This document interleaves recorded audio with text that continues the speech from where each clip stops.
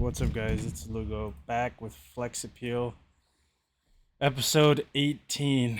And today was a tiring squat day. I did some high bar as high as I could get it, just grating the fuck out of my neck. Like it hurt.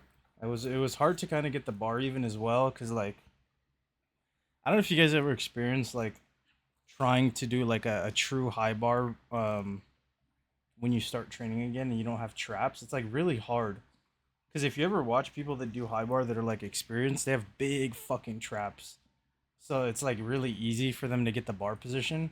But for me to get like a different bar position than what I normally squat, I have to go really high up, and I don't have traps right now. I mean, I've never really had big traps before, so it's like hard for me anyway. But it was rough, especially trying to like find out how to get my elbows into the bar more. It was like I was like getting a cramp in this shoulder behind for some reason. But I think I did figure it out. I was like almost keeping tension on my quads the entire time. Like I wasn't fully locking out and just like going fast. Honestly, just because it felt good. Like that's really no other reason than it just like I was just going through the motions with this like in a better way than just like autopiloting. Like it just felt really good. I had an insane quad pump after this these four sets of 10.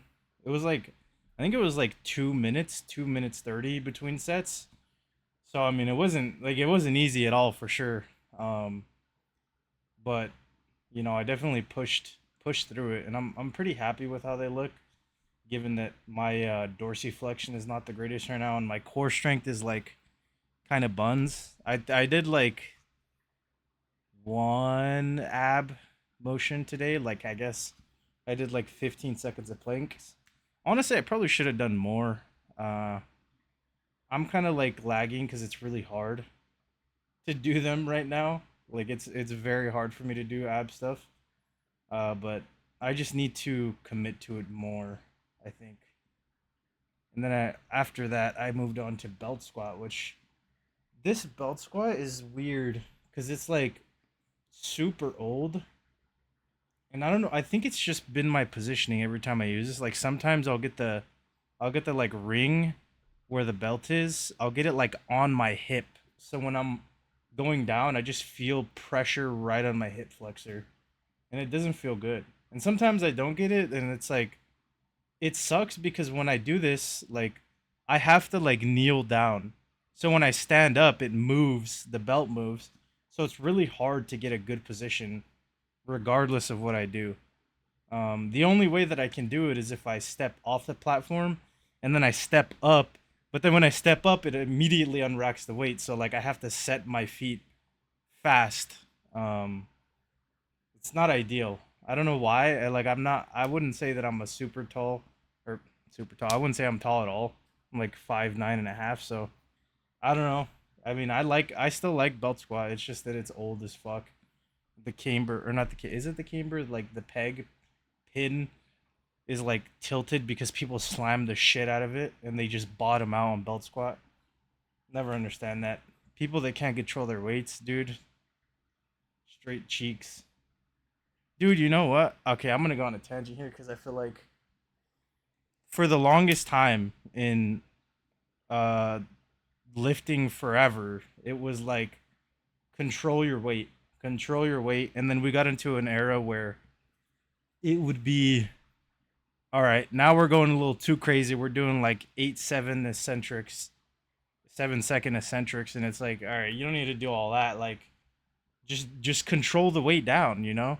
But now we're getting to the point where we're starting to just explode up, which I think is fine, and we're just slamming the shit down, like going down, fucking killing the machines, bro. And I don't even know how we got to this point where it's like the concentric does nothing. Like, really? That's how we feel? Like, we saw one study from last year that has zero.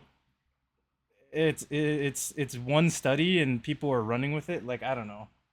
I talked about how science-based TikTok is like a net positive, and I still believe that. But I think that, man, some of these kids that have been lifting for like 3 years, and they want to just say like this is the best shit ever. Like, bro, you don't even know that. You haven't even been lifting long enough to know that. I'm gonna stop though. I could go on for a while, but that's pretty much it for the leg day. Um, I'll be back in like 2 days for my second or my first bench day week. Started week 4. We're almost a month through this, so I'm gonna get an update tomorrow on my weight, hopefully, because I can only really get it on off days because I end up like having a really bad schedule. I wake up like at 10 p.m. I eat, and then I go to the gym at like 2 a.m. I'm done. I'm eating at like 6 a.m. I'm walking, and then I'm finishing my last meal, I think around 11 to 12 a.m. I'm just chilling, and then I'm going to sleep like at 3. It's like I never really get a good idea of where my weight is because my schedule is so cooked. But on my off days, I like sleep normally and I wake up normally. So I can always get like a good read after a good night's sleep in the morning, which is like the reason why I try to take video logs as well of like my progress. Like I'll pose in the kitchen just to keep it um consistent with the progress, which those will eventually come out when I'm far removed from this because I'm really fat right now. When I strip everything down, so it's I'm not trying to expose myself now, but they will eventually come out. And I do them. I either do them on my first rest day throughout my 3 days cycle, or I do them on my second. So it'll either be the first fourth day, or the second fourth day, and it depends where it lines up. Like if my off day ends up being on a Saturday, I won't do it because the kitchen is like near somebody's room and they keep their door open. So like I don't want to like they wake up to use a restroom and I'm just in the kitchen, half naked in my underwear posing. So it'll either be the first day or the second day of my training week, second off day. But this week it'll be the second one. I just try to do one every training week so I could see the difference between the weeks. So it's like a little bit consistent, but not as well. But I'm definitely excited to see because I think I have made some progress for sure since the last one that I'll be able to visibly see. I kind of yapped way past this because I just wanted to talk, I guess. But if you guys enjoyed, consider leaving a like, comment, or subscribe, and I'll see you guys in like 2 days for my week 4 and my first push day of that week. Thanks for watching.